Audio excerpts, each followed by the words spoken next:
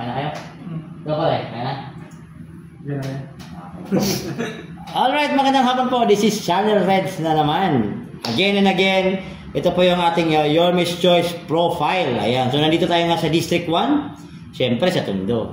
So, kung saan nandito yung mga matatalino, matatapang, at mga mapagmahal. Yeah. So, mga kaibigan, kasama po natin ngayon ang ating pinakamamahal na konsihal. So, magkasama kami ito since way before pa eh. Presidential, yes, magkasama kami ito, kumpare, hanggang nagka-jowa ako, magkasama kami ito. Ayan.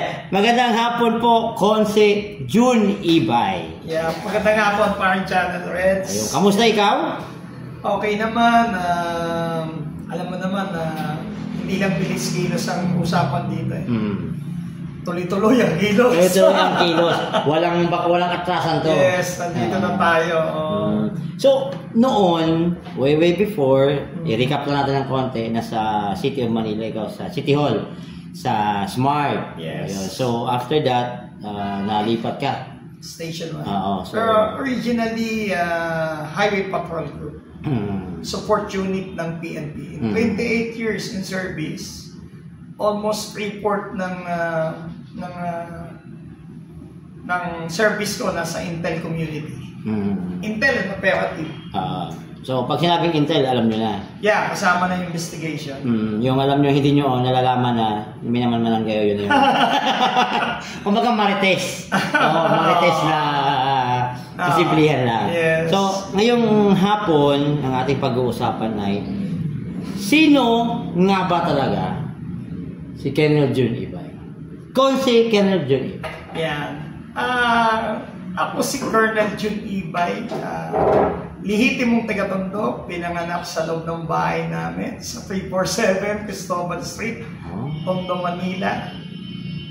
Typical galing sa Kamatrona. At alam mo yung buhay sa Tondo. So hindi ka pala Mary Johnson? Yeah, hindi ako Manny Johnson. Pero doon yung nag-save ng buhay ko, Manny Johnson. So, habang nga daw pinapanganak ko, nagiinuman tatay ko sa mga ninong ko eh. Kaya sila yung naging ninong ko din sa binyag. Nagiinuman pa yan, literal. Literal. Alam mo yung dati daw, habang nagiinuman, yung nakapicture, tapos tagay-tagay. Ganun ang setup nung pinanganak ako dyan sa Cristobal, Tondo. Yan. At nag-aral sa Manuel Quezon Elementary School. At yan, Tondo High School, classmate kami ni Yormis ko. Yan, tapos nakapasok sa serbisyo noong September 2, 1996 sa PNP.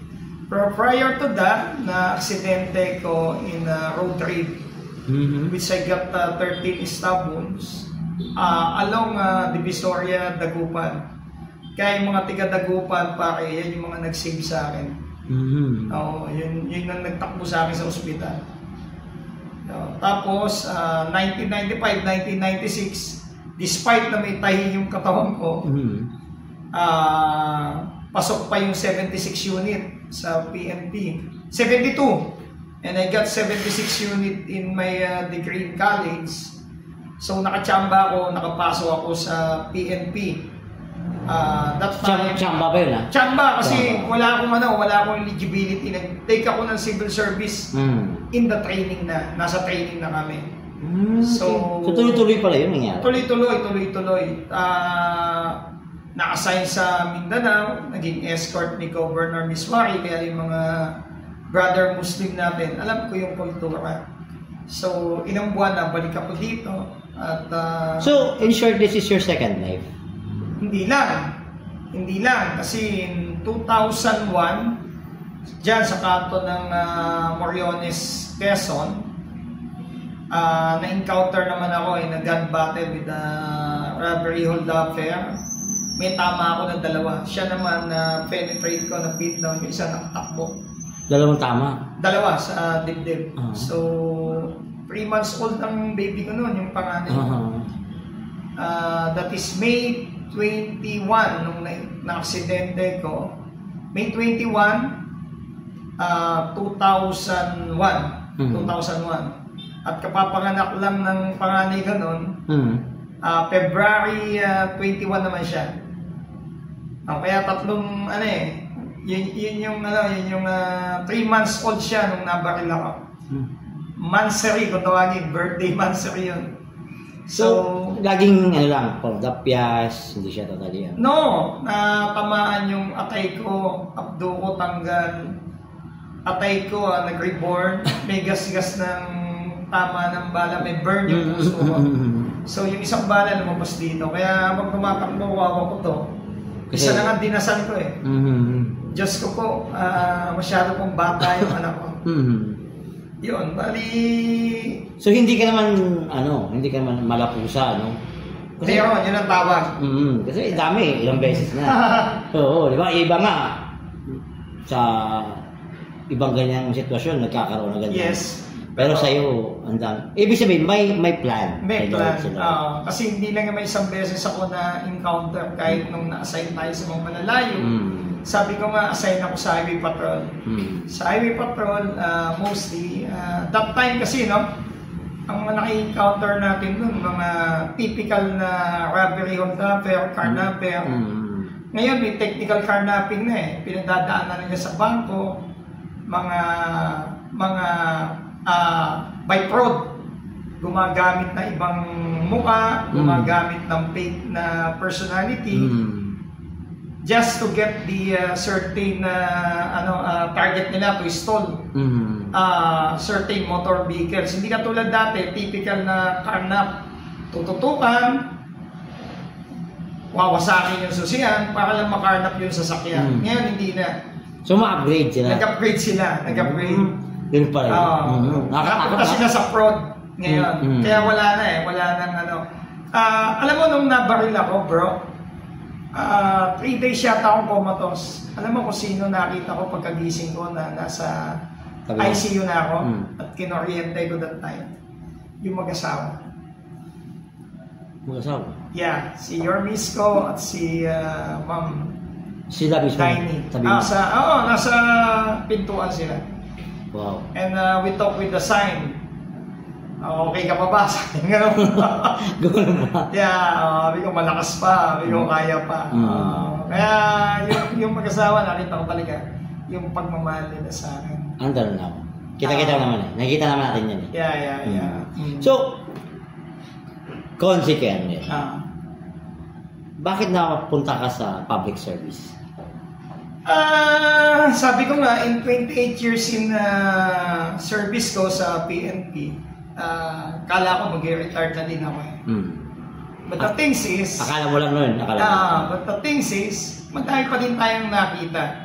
Nagkataon lang na dati, doon sa portion ko sa public service ko, as agent of the law, kami yung lumalabas na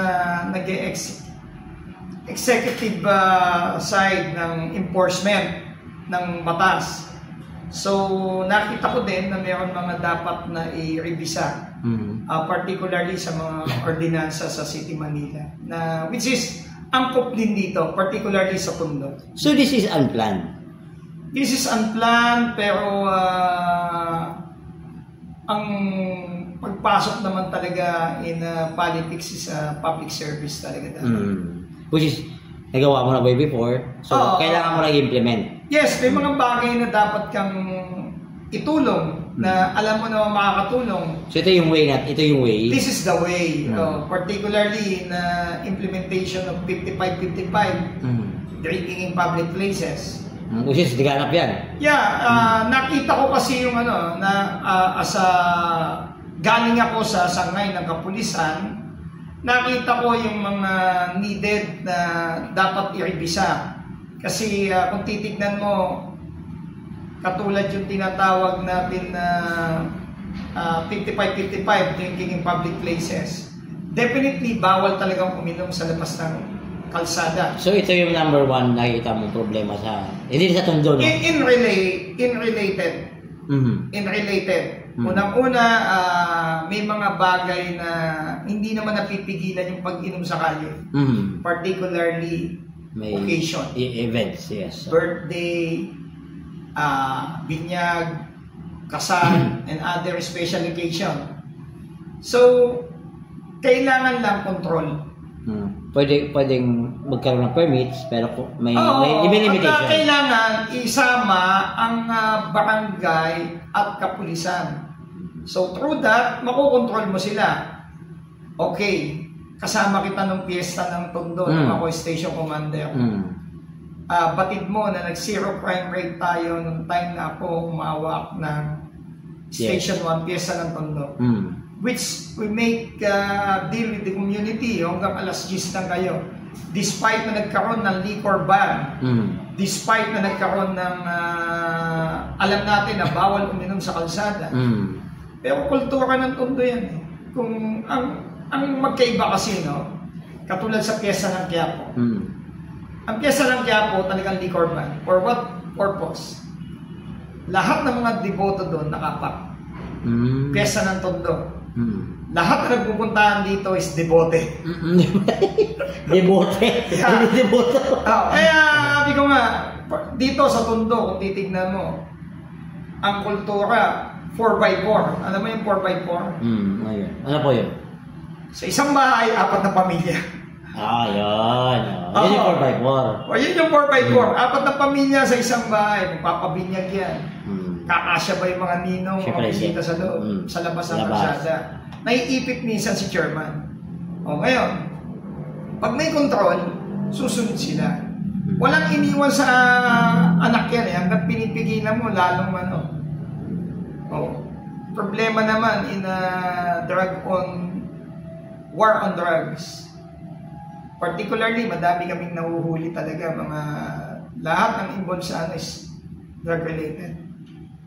If na mapagkatiwalaan tayo na sa ating ibigay yung tinatawag na nasa safety or ikaw yung hawak ng Committee for Public Safety. So, magagawa natin ng paraan na drug on war na walang madugong pwede siguro natin i-implement na idea ko na to. Yeah. Siguro pwedeng mabawasan dahan-dahan pero hindi pwedeng biglain. Kasi alam niyo na nangyari noon, Duterte's time. Kami kaya namin yun at nagawa na namin ni Yorme Isko nung in-implement niya yung lockdown. Ayun, naalala ko yun. Pwede yun. Meron tayo ma-concern barangay, particularly involved or tinatawag natin na nasa red list barangay affected drug. So pwede naman kami magpababa din ng pulis doon. Makikiusap tayo sa Manila Police District. So monitoring na kailangan? Not monitoring. Shotgun approach. without bloody. Parang namin iiyak niya sigurado. No, walang iiyak. Ang papantayan mo lang naman, pababa ka si Sentang Police. Senta. Pantayan yung barangay affected na kung saan yung concern, doon ang biyaya. Tsak naman, identify ng mga marites yung bahay ng bilihan. Hindi na makukubli yun. So, ikukulik natin si Marites? No! Tapos, lagyan mo ngayon ng temp. Imbis na bantayan mo yung bahay niya. Tingin mo ba may bibili pa doon? Siyempre, wala. Exactly. That is the one of the policy na pwedeng gawin. Alam mo, Reds, ang totoo naman, ang pagpapalisiya about public safety, para kang isang ama dyan.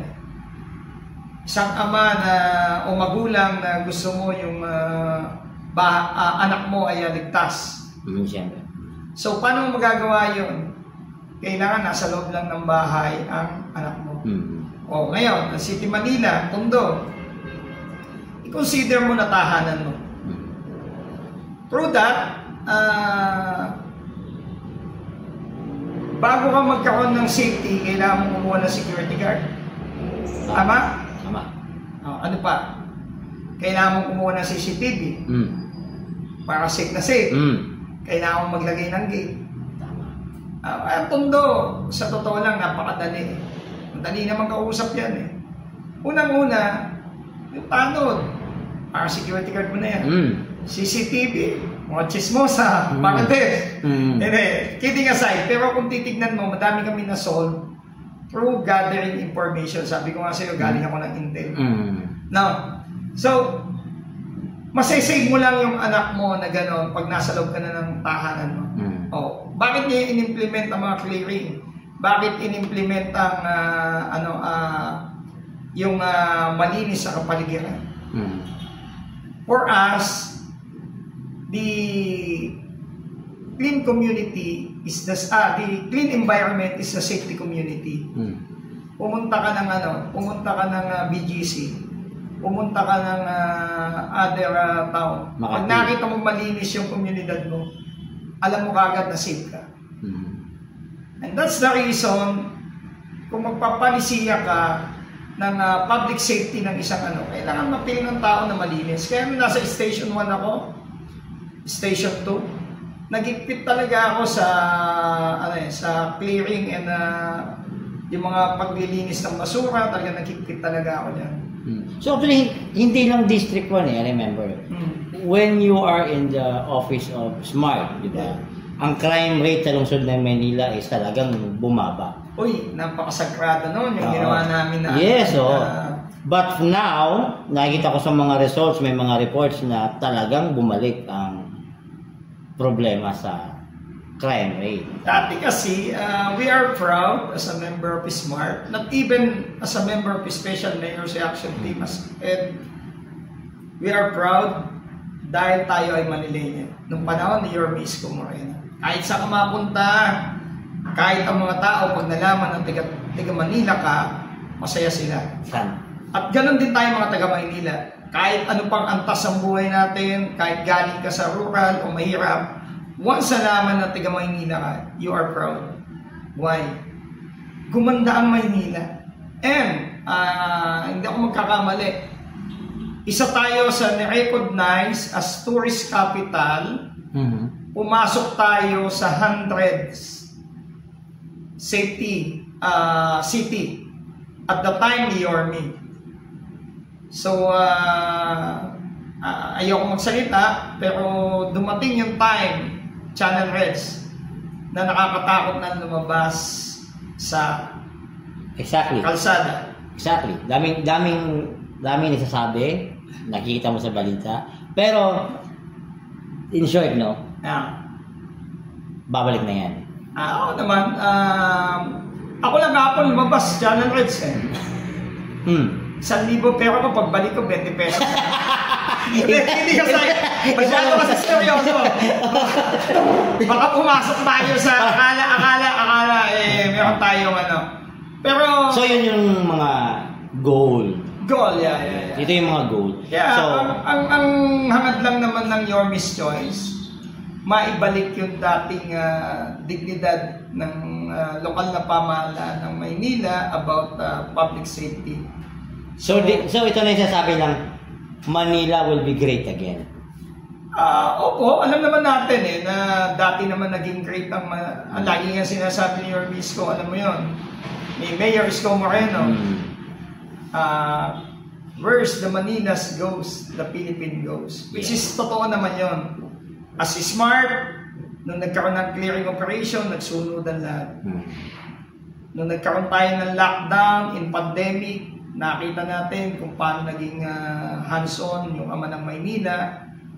Nakita natin na talagang nagsunudan for the lockdown. Nagkaroon ng first lockdown sa alam ko, Sampaloc. Sumunod yung Tondo.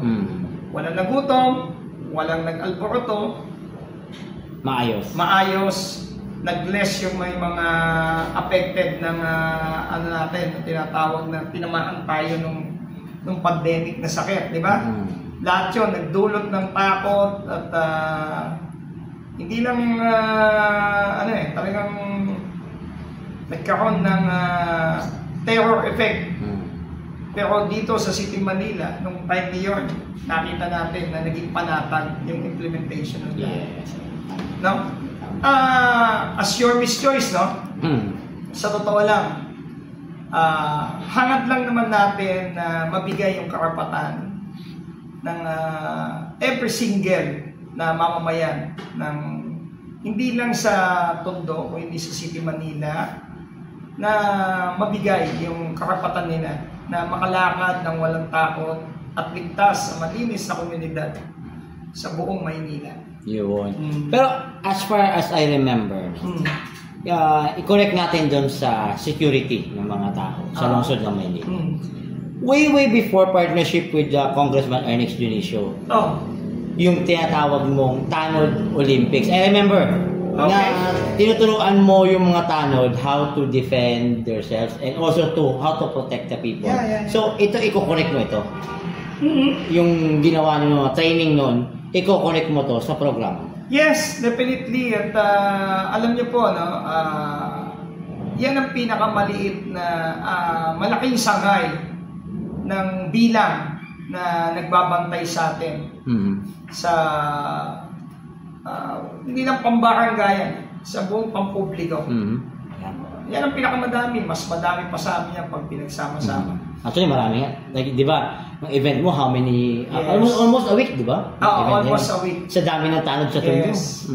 Sila yung hindi napansin na isang institusyon na nag-aalay din ng buhay, nag-aalay ng oras na yung mga tanod natin. So, dito na yung focus mo sa kanila din? Oo, kasama talaga yan. Kasama sila sa mabigyan ng unang-una, honorarium lang ng ano nila eh. Baka pwedeng mapakiusap natin. Baka pwede madagdagan, no? Oo, allowance man lang. Di ba? Ano naman, alam mo naman, masyadong malawak ang puso niyo. Hindi lang tanod. Even the single street sweeper, sana matanaw. Kasi sila yung, kumbaga, kung tutusin, hindi na masyado napapansin ito. Yes. Hindi man sila sa allowance, hindi man makayanin. Dito man lang sa mga public hospital natin, public clinic, mabigyan man lang ng pass name. Yes.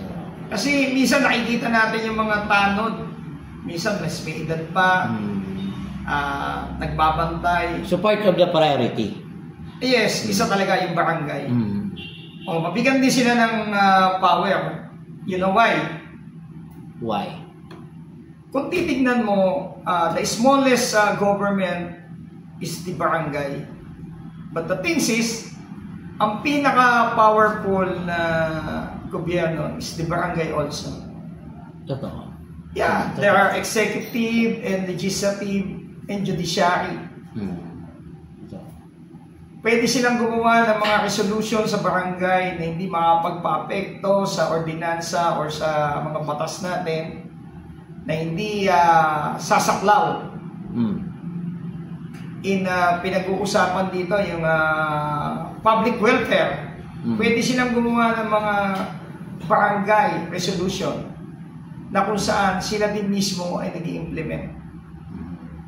So, ang mangyayari niyan, magsisynchronize lang ang congressman, mga councilors, barangay chairman. Even LGU, pwedeng mapansin ng konseho natin sa LGU ng City Manila. Pwede naman mag-create ng barangay marshal kung saan sila ay bibigyan ng panikit para ang pagbaba ng implementation ng mga ordinansa na naangkop sa barangay, iba ito na sa kanila. Meron bang barangay tanod association? Meron ba? Yeah, yung Baton. Ayun, yung Baton. Yung barangay tanod organization network. Which is founder ako. Yun, I remember. General Macanas. I remember yung pala yung pinupush nyo last time pa. So until na tuloy-tuloy pa rin yun. Yeah. So talaga itong mga plans mo, way before, na ginagawa mo nung time pa na nasa servisyo ka pa, ngayon nakikita ko nasisynchronize na. They were equipped with the knowledge. Knowledge how to arrest, knowledge in human rights about Miranda Doctrine, knowledge how to blatter, kasi yung napunta ako sa Station 1, first kong nakita na hindi maayos yung blatter system ng mga barangay. Gayon din, there are knowledge in public safety like emergency response emergency response sa mga insidente like vehicular accident, firefight, lahat yun, tinuruan natin sila. Kasi naalala ko meron kayong about dun sa sunog. Yes. Tapos mga first service for the emergencies. Lahat yun. So, ayan mga kaibigan, marami pa to, mahaba pa to. So, abangan nyo soon, very soon, may mga pagkausapan pa kami ni Conse, Kenneth Jun Ibay na medyo malaliman pa. So ngayon kasi opening itong ginagawa natin. So, napapakiyala tayo. So, pare, ito. A message to all the people of District 1. We are your Miss Joyce sa pangunguna ng ama ng Maynila, ang Batang Maynila. Mayor Isko Moreno at katuwang niya yung anak ni Mayor Lito Atienza bilang kakatawan, bilang Vice Mayor ng City Manila. Siyempre nandyan din si Congressman Ernest Donicio ng Bagong Tondo, Bagong Kongreso. Kasama ako sa bumubuo sa konseho ng Distrito 1 na isla. Yes. Actually, ikaw daw pinakahuli. Yeah. Special ka daw kasi. Last pick kung tawagin. Last pick. Diba? Special. Mahal ka daw kasi muna. Yeah, last pick. Last pick. Kasi di ba akala ko mag-independent ka eh. Pero nung huli, your mistakes na. So, sa pamumuna to ng mga incumbent natin na konsehal, si Konsehal Jesus Tagapardo, number 1 na konsehal ng buong Maynila. Siya yung konsehal na wala pa yung patay, nandun sa salamin. Tama ba ako? Tama ba? Yeah. Madalas yung mong makikita talaga. Yun yung wisdom ng service niya. Maramdaman siya at mayakap ng mga nagdadalamati. Ako man gustuin ko kaya ng sinanay. As of now, alam mo naman, nasa bedridden na status na operahan siya. So, kamusta na pala siya? We are hoping na yung sa therapy niya makatayo and maibalik ulit yung pinutol na bituka sa kanya. It's God's grace. 82 years old kaya thanks God. 82? Haba na 82. 82. Malakas naman at hopefully makatayo na. At in 4 to 6 months, maibalik ulit. No? So, kasama din natin, pinag-uusapan natin, ang ninang ko, ang doktora ng bayan. Yan. Parang may boyfriend yun eh. Yan, Doktora Irma Alfonso. At kasama niya yung bread ko, na kung saan director ng Banat, director ng, parehas kami director eh. Yung Banat kasi ako founder. So, director ng co-op ko to. Ng kooperatiba. Yan, tinayo namin yan, yung kooperatiba. Yes, Minsan pag-usapan din natin yun. Co-op ko to, kooperatiba ng obrero ng Tondo. Kooperatiba, yan. Ng obrero ng Tondo. Tama, yan. Co-op ko to, yan. Si Kuya Ian Bansay. Yan. Yung girlfriend niya isa, di ba kanina? Yan. May doktor, may pasyente. Sabi nga niyo, malakas pa daw yun eh. Ayun. Nakamahaba yun. Yung lolo-lolo. Mahaba saklay. Pero in fairness, napakagaling po niya. In terms of the policy making. Napakasipag din. Kasi siyempre nakakasama ko kaya mga nakakausap ko sila. So, gayon din, ang siyempre, yung anak ng Batang Maynila na kung saan nakikita ko nasusunod sa yapak ng kanyang ama. Magaling at nasa puso lahat yung ginagawa, napakasipag. Si Joaquin Domagoso. Yan. So yun yung 4 daw yung mga gwapo na yan eh. Kasama na ako doon. Oo, ikaw yung pang-4 daw. Si Ian, isunod natin. Si ano pa pala, si Renzo Hernani. Yes. Yung kumpare ko, yan. Natutulog ko ba yun? Kasangga nyo na yun. Kasangga na ng mga senior citizen. Nadamay na sa senior citizen. Kakosa ng senior citizen. Ang kumpare ko, ang chairman ng Barangay 128, Director Chairman Bobby Hernani. Oo. Siyempre, ako yung pang-anim. Pero pang-apat sa kagwapuhan. Pang-apat ba? Oo, pang-anim ka sa listahan. Yes. Thank you naman, thank you.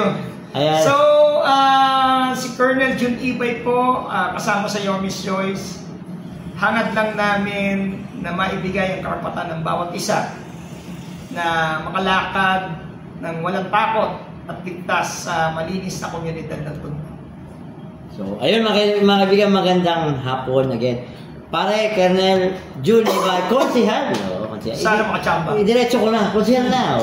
Maraming salamat sa time mo. Alam kong medyo talagang hectic yung mga schedule mo. Mahirap itong habulin. Oo, mapalos to.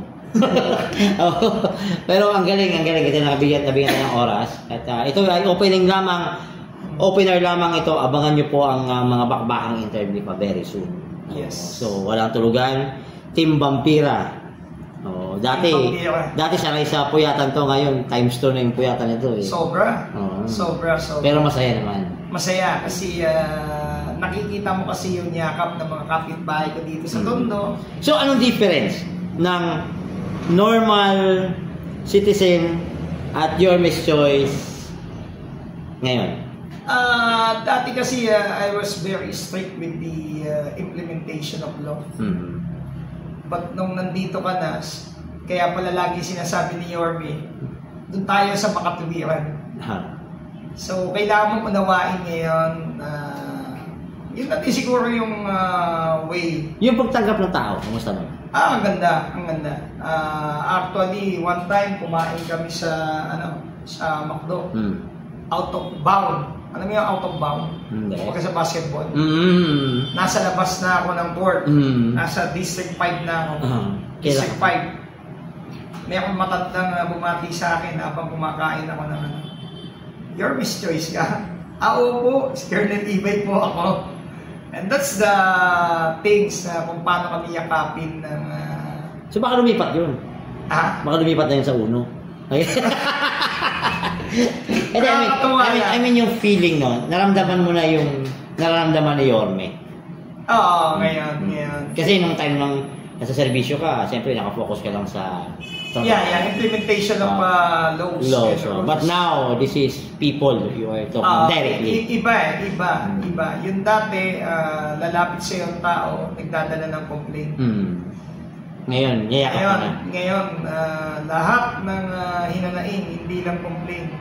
Kailangan mong lingunin. Yung selfie moment na-explain Sobra. Nakakapagod daw. Nakakapagod. Dati, tigahawi lang ako kay Yorme. Kaya nga, sabi ka na nila, hindi ka na ngayon security, ha? Baka nakalimot ka. Baka makakalimot ka, sabi ka nun. Di ba? Ayun. So anyway, mga kaibigan, magandang hapon again sa inyo. This is Channel Edge. Ayan, tuloy-tuloy po ating Yomi's Choice Profiles. Ayan, dito po sa District 1. Maraming salamat po. God first! Manila! God first! Ayun, thank you!